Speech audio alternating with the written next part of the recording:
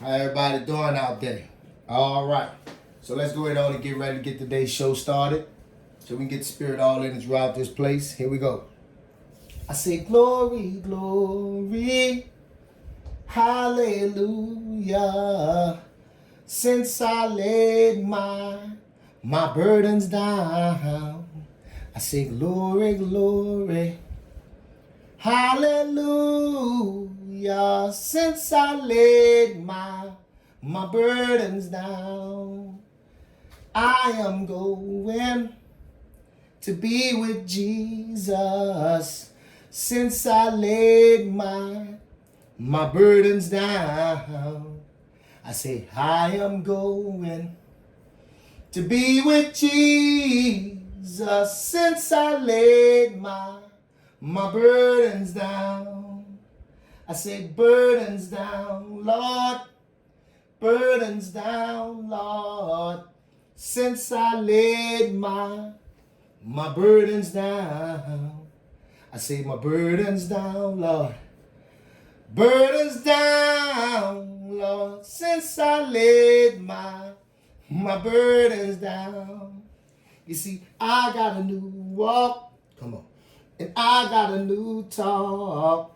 Since I laid my burdens down, I say I got a new walk, and I got a new talk. Since I laid my burdens down.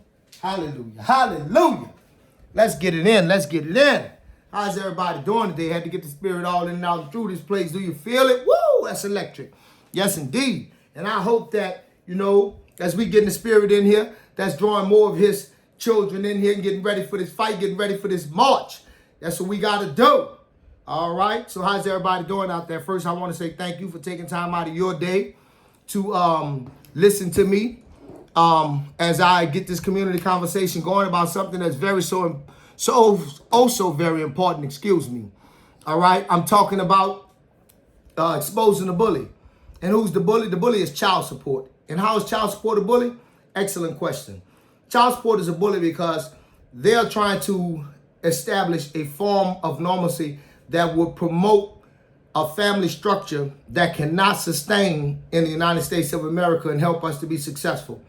If we continue with this, not only will we continue to make unsafe cities, unsafe communities, unsafe families, young men who are a threat to their community as well as a threat to themselves, okay, and everyone, will continue to make young men who are clueless on what it is to be a parent, all right? This type of thing, this type of evasiveness of responsibility in our males, period, all right, is going to eventually weaken our national defense by weakening our armed forces, okay? We've already seen our military have to make compromises because of the way society is waning. It's time for us as Christians to understand that this country, even though it was doing wrong, he had a plan for it. You understand? And we all know that he had a plan for it. And if we're going to go ahead on and set ourselves aside, now is the time to set ourselves aside, to distinguish ourselves publicly. This is how you don't deny him in the face of man, so he won't deny you. You can sit there and say, yeah, Gilbert, you can cuss, Papa G. You know what I'm saying? But you can't say that in the face of man, I deny him, because I have taken this platform to try to reach as many people as possible to try and say to you, hey, listen, I'm down with G-O-D, okay? And according to the rules I read, all right, he said that he made them male and female. And he said that he wants them to be fruitful and multiply, all right? He also instructed them to be married. We understand that if two people get married and they only have sex with each other, no STD will ever become involved in that relationship. You understand? Excuse me, I'm so sorry for that. We understand that they pass their essence to one another, and all those children look alike. And you know it. And children are not mismatched. Okay? We understand the generational wealth, the strong bond, the things that it makes so that when the muses go off to war to serve their country, you understand, you can really appreciate and respect who that is going. And you understand the generations of people that you have. Listen, this is of national importance. Because if we can't keep a strong military defense, because we have broken the people mentally, okay? Because our armed forces have to keep compromising. I promise you, the camaraderie, the spirit of morale that it takes to build a male cohesive unit is not inducive to accepting outright homosexuality amongst themselves to a certain degree, especially if the males have not grown up around that male, you know. And then you have some people that it's an abomination to. And so then you say, there are things in society that we do not force upon people because it is not acceptable to them, okay? Like pedophilia, all right? I just recently was listening to a case where a 31-year-old woman then had a baby for a 13-year-old boy, okay? Now, she has to list as a pedophile, but she get to keep the baby and she don't go to jail. But if a 31-year-old man got a 13-year-old girl pregnant, he would be listed as a pedophile and locked up in the penitentiary. We have to set ourselves aside. We have to set ourselves aside. We have to say, listen, the world is going to do what the world is going to do. We're going to take our institution of traditional marriage. We're going to bring it back under the umbrella that it's supposed to be in the holy house, okay, where it was ordained by the Creator. We're going to follow the instructions that was given to us by the Creator. We want the traditional marriage, the way it was originally done, created, to be respected and honored in the church and taken away from the criminal justice system. Okay, taken away from the courts. There is no forgiveness there. All right. And these people are all in cahoots. You notice how they take and they concentrate all of these black mothers like breeding farms in certain areas. All right. And then they give them everything they need. Right. Now, you know, if you go into the club, what's the number one reason you're going to go to that club if you're a man? Everybody know. You going to that club because they got plenty of females there. You understand? So if this low income housing area is full of all of these women, you know what I'm saying, that they giving this money to, what the men going to do? They going to go over there to the breeding farm, okay? And they're going to procreate. Now, all the babies you make with these females belong to the government because the government is the one taking care of these females. You understand? You follow me? So they put it right in your face. They just smooth enough to disguise it with words so that you can break it down into something else. They still taking advantage of your weakness. You'll need to live on the land. You'll need to be able to eat. They still practicing all of the exact same sentiments. And because you get to live on the land, you got to work, you got to do their clothes, you got to do everything. What we do, we go to work, okay? Then we make our money and spend our money at their stores. Spend our money in their places. We can only spend our money with them. Right back to them. Okay?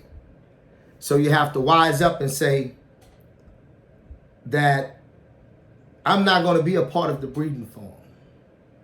I'm not going to be a part of you sitting here amongst all of these women and not realize, wow, all of us got the exact same things in common. Wow, what is that? All of us being taken care of by the government.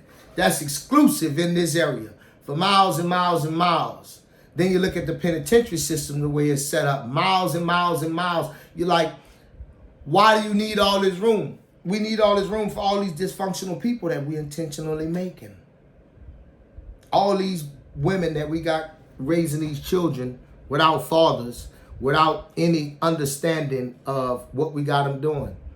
And normal people are on the outside looking at how a young lady will go and take a young boy who is in the 7th and 8th grade and get a tattoo put on him and know that if he was under his father's tutelage, nothing like that would ever happen. Watch these ladies get these young boys, grown men haircuts and make getting a haircut priority where they would take them out of school or have them miss school, which is so crucial for them to be able to be stable people, to get a haircut. While school going on, they sitting in the barbershop, they doing whatever, you know. And so you understand that, okay, we can't do this anymore. We have to wake up and say, hey man, I'm not letting you treat us like a breeding farm no more. As a man, if you somebody sitting out there being quiet, not letting them people know you part of her life so you can get the stamp, so she can get the stamps, and you know what I'm saying, y'all? Man, I'm telling you, that's gonna come due. You thinking that you getting over on the government, you getting away, you getting something free. These people have studied this. You understand me? These people got this good. Now you got some people that's smart enough to be somewhere in a house, got their children excluded, and they are cheating the system because they make enough money to take care of themselves, but they're being fraudulent on paper so they can receive these funds, but they're giving their children a wholesome raising. Yes, there are some people doing that. But to the women running around here thinking you beating the government because you having 2-3 different babies and they giving you Section 8 food stamps, welfare, so you don't need no man, so you don't tolerate nothing. You hurry up and get rid of the children's father because y'all at the grocery store with 2-3 baskets, you understand me, getting all y'all want, all y'all big and out of shape and everything.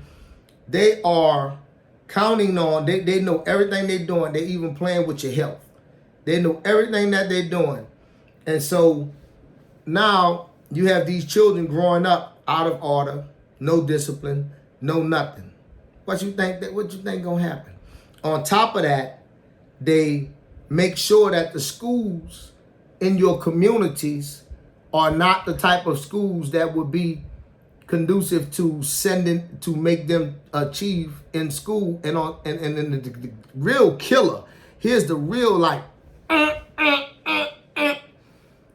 the kid come home, they don't talk about nothing that went on at school unless it was something that happened with a behavioral thing. Other than that, as soon as they get home, they own the game, they doing whatever, they know it's time for us to go over what you did at school today. It's time for us to get you ready for school tomorrow. Let's make sure your homework is taken care of before you do anything else. Okay? And so all of this, they are expecting and dependent on. All right? So you got, if you're a lady and you look around and you say, man, I am sitting here, all us sitting here accepting food stamps and welfare, and I'm running with my girls and everything, and I'm sitting here with a baby in my belly right now, you know, knowing I'm going to get over on him. You really don't have to, anybody who realizing this, you really don't have to live that way. You see what I'm saying? But you have to be willing to do bad in order to do good. You got to be willing to crawl before you walk. When I first started working, black people had a mentality of, I will come in starting out at sweeping the floors. But you better believe that by the time a couple years pass, I'm going to be elevated up to something else. You know, I remember when black men were doing jobs like elevator operator. And, you know, and he had to hold that job because that was survival, but it paid enough for him to have some kind of living. I don't know what kind of living it was, but, you know, I was born 1971, so I done seen this world grow up. I have no illusions about it, okay? I know that in the project, it's a bunch of single women who get food stamps for each one of those children. A lot of those children have different fathers, okay? I'm a product of that, okay? I know men who have 20 children, more than 20 children. And it's each one of those women, some of those women only have one children for him. Some of those women have 2 children for him.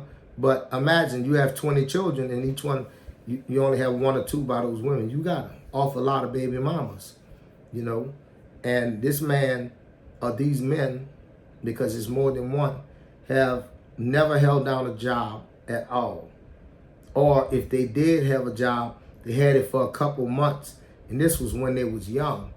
But they done been in and out of the penitentiary so much till, you know, they haven't had time to have a job, because when they're out the penitentiary, they're only good for so long, and then they do something else and go back to jail. But in between that time that they get out, you know, when we was young men, they would get 2, 3 different girls pregnant. They'd be out a couple years and make a couple babies by a couple broads. And, you know, I remember growing up thinking, why is she, you know, gonna have a baby for him? And then I was thinking, well, I know why he doing it, because he know he gonna be dead soon, you know, and he trying to leave his mark. And maybe the girls knew he was gonna be dead soon, so they was just trying to let him leave his mark, because back then we was all about survival. But, you know, it's a breeding form. And until all of these programs say the father must be present, you know, in order for you to receive these services, it must be a whole family, you know, or the father is included. However they're going to do it to include, then you are, if you are a lady living in an area where all y'all are the same thing, Section 8, food stamps, constantly doing child support, walking back and forth with your strollers, you know what I'm saying, with your children and the little ones, you're cussing the children, you're doing all this wild stuff, you know what I'm saying, you dressing loose, you know, the wildest dude is the only one who got action at you, okay? You are the ops. You are the ops, because you are directly raising children to kill other black people's children. You are raising your children so that they will grow up ready to kill a nigga, ready to slap a bee, ready to do this violence. You raising girls, the only value they understand in themselves is their body. And that if a man asks them, what do you bring to the table? She gonna say some old stupid shit like, I am the table. You know, I'm bringing meat to the table. Well, shit, I'm bringing meat to the table too. But how do you plan on helping this situation between the two of us? How do you plan on making this situation successful between the two of us?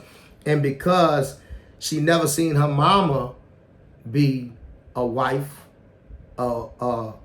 take care of a man, she don't have a clue how to answer that or what to do, because you can't do something you ain't never seen. All right? Now, on the other hand, on the flip side, if you take single fatherhood, okay, the reason that single fatherhood is so different than single motherhood is because men, we just programmed to stay cool. We programmed to go at the stress, to come up with a problem, and we built to take the workload that it take without breaking down mentally, physically, getting depressed, needing anything to take care of our children. You will see a single father work hard and give his children everything, and the children are happy and he is happy, and the girl grows up with no issues with men. She's not upset, don't have no issues of, Men are bad because of all of these failed relationships she see the father have. Girls don't have that problem when they're being raised in single fathers. And boys that's being raised by single fathers, they are self-aware that they are men. They have been given the confidence and the validation that they are men already through their interaction and relationships with their father, who is who they are looking forward to growing up to be. All right. So if you are with the person that you are going to grow up to be, then you get a chance to say, okay, I want to be like that about him, but that about him I'm not going to do.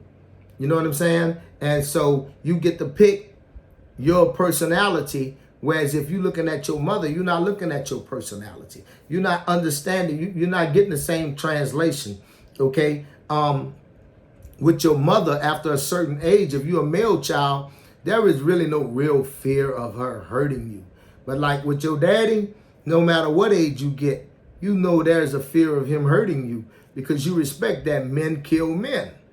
You know what I'm saying? And on that very principle right there, that's how come you will see when one man and another man is having an argument, the man who is superior will say a couple words and the man who is not superior will go ahead on and let that alone, because men have an understanding already, a pecking order, and it ain't about being afraid or being a coward or whatever, but it's like, if I don't have nothing, like I'm 5'7" and whatever, a quarter short of 5'8", right?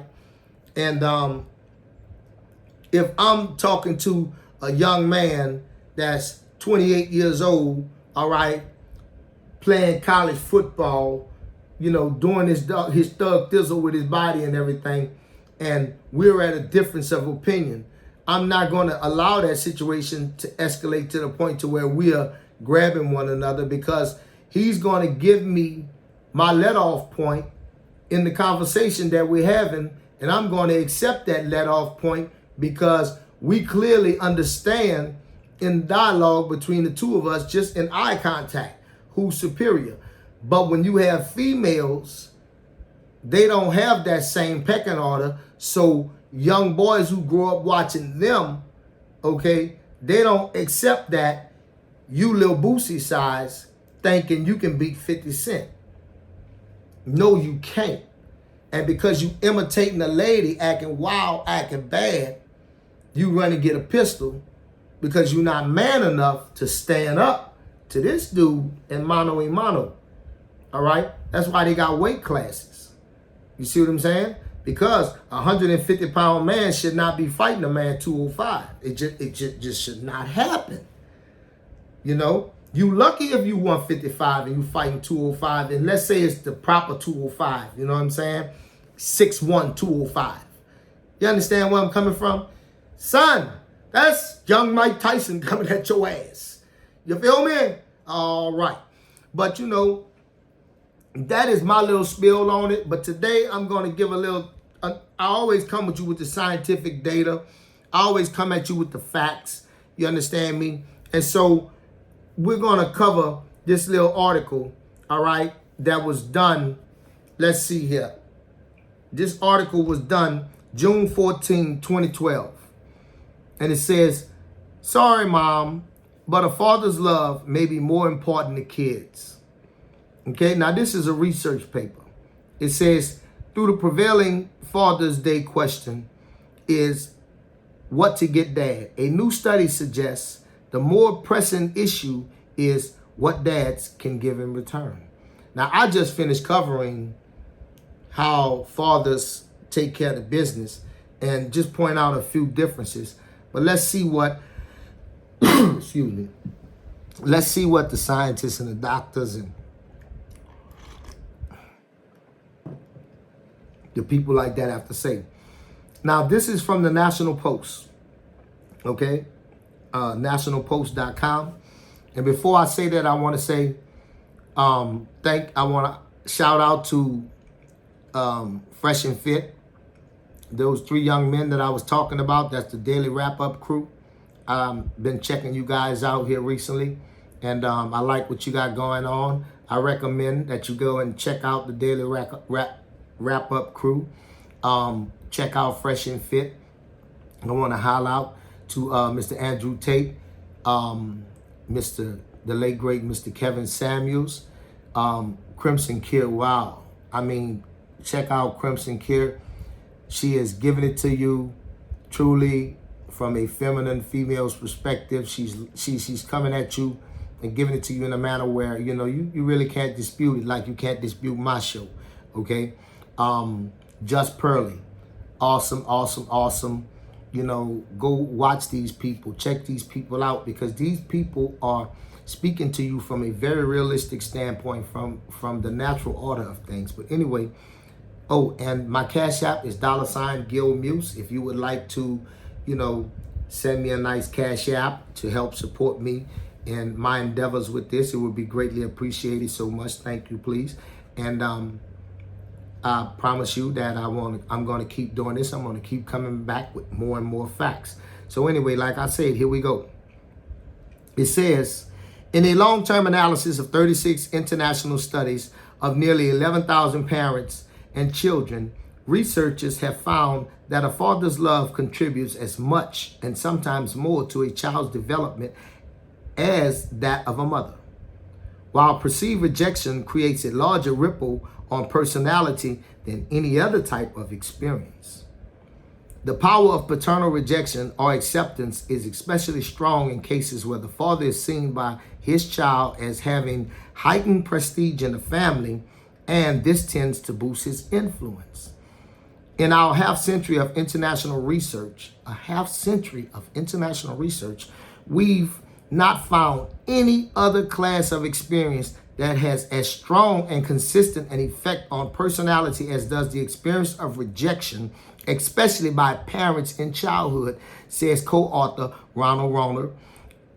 That's his name, Ronald Rohner, whose study appears in the journal Personality and Social Psychology Review. In many instances, fathers are as important developmentally as mothers. In some instances, they turn out to be even more important developmentally than mothers. And what we find extraordinary is that sometimes a mother's influence drops out altogether. And that's real talk. Okay? Because as you grow, you realize that all that kissing and hugging and all that other kind of stuff, you don't need that shit no more. You know what I'm saying? And so it really, once you really become responsible for yourself and you starting to get independent and shit like that, that shit start to annoy you. So child support knows this. The Attorney General knows all this stuff I'm reading to you and everything like this. This is common knowledge. Your minister and your church, all these people, they know this. That's why they want you to be immature and not where you're supposed to be mentally. So that mama always kissing on you is something that you always need, and always thinking of mama like you're a child. Okay? They're doing that intentionally. I'm telling you. It's not a mistake. Okay? So let's pick up where we left off at. Across debates of study, with a total of 10,943 adults and children, perceived paternal acceptance was significantly linked to less hostility, independence, healthy self-esteem, feelings of adequacy, emotional stability, and responsiveness, and a positive world view. That's the kind of people you want. That's the kind of people you want. But child support, the Attorney General, the state and local and federal government don't want that.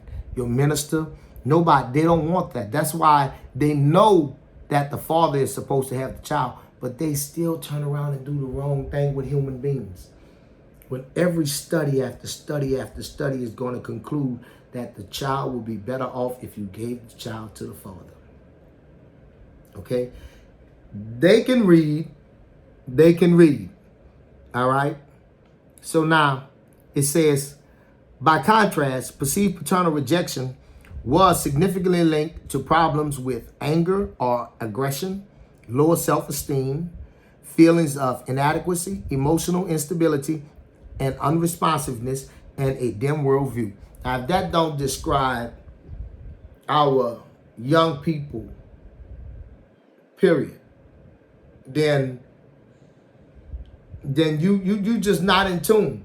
And if you understand that this article with its diagnosis of the effects of the father not being front and center and in charge for the child, that it causes all of these problems. And this is what we're wrestling with in society today. You don't want a safe society either.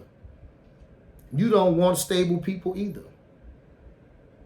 If you're a lady and you can look this stuff up and see that really you're doing the wrong thing and you should hand those children to the father, but you realize that I can't do that because if I do that, I'm not going to get food stamps no more and I can't feed myself. I can't do that because if I do that, I'm not going to get child support no more and I can't take care of myself. Then you are now understanding that you are part of the breeding farm and you are linked up with white supremacy to fill up the penitentiary, to fill up the jailhouse, to keep the coroner and all those people with good, strong, active work, to keep the hospitals, emergency rooms always going, to keep the neighborhoods unsafe. You are working with white supremacy to make sure that they can continue to paint the image that they want to paint of us. That's how come you can't go to a movie and find a young black boy in a magical world doing all kind of things, but you can go and find a young white boy in the magical world doing all kind of things. We promote the white boy as being a human being, but we promote the black boy as being an animal.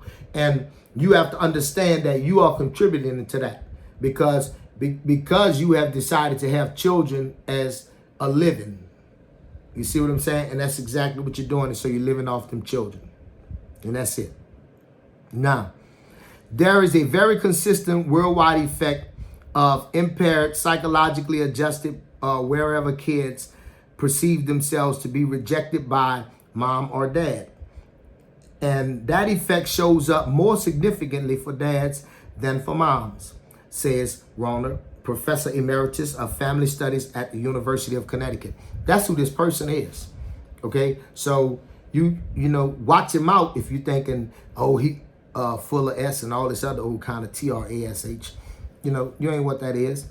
To wit, a father's rejection more strongly predicted 4 classes of child behavior than a mother's. 4. Let's cover them. Behavioral problems, substance abuse, depression, and overall maladjustment. Study after study after study, research after research after research keeps saying this.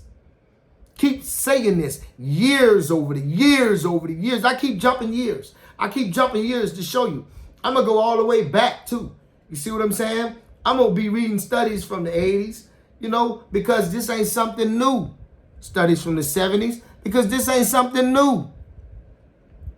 They are intentionally doing this to us to get the outcome that they want. And then they know that these outcomes are going to do certain things that they can make money off. Look, the Hackett family laid up there and addicted opioidly a good portion of America and then profited off it and was punished for a pittance of what's going on. And, all of the market and all of the business and everybody profited off it, and it was straight debt, straight murder. So you understand that as Christians, we are living in a society that they are intentionally trying to make more and more decrepit, more and more degenerate every day. And we have to say we are set aside. We are not a part of this. So as a result of that, we want to remove our marriage, our family order, our family structure, the way we see and perceive and do things. We want to remove that and put that in our own space, okay, back where it belongs, because we don't want our daughters to be wrestling with teenage pregnancy. We don't want our sons to not have identity of oneself. We want to raise well-rounded, good, wholesome people. If we don't set ourselves apart, then they're going to get us, all right? A father's love, meanwhile, more strongly predicted satisfaction and well-being and acted as a better buffer against substance abuse and depression. Whew. Can't make this shit up. You just can't make this shit up. We've assumed for years that all kids need for normal, healthy development is a loving relationship with mom, and that dads are primarily there as financial support for the family. Says Rona, we now see how fundamentally wrong that is. Come on. Come on. Gary Dienfield, a social worker from Dundas, Ontario, said he hopes the study will help quell the cultural tendency to treat mothers as both sole hero and villain in a child's life, alternating between bashing and enshrining them, depending on the youngster's behavior. We all want well-rounded children. Well, children are a product of two parents, and both should be meaningfully involved wherever possible, says Dienfield, an expert on family life. Now listen, we don't all want well-rounded people. We don't all want the correct, adjusted people. Some of us, meaning institutions, child support, the attorney general, the state, federal, local government, they are trying to make maladjusted people. They are trying to make people who will come up and they know will be broken and fight addiction and fight crime and social dysfunction and all type of mess.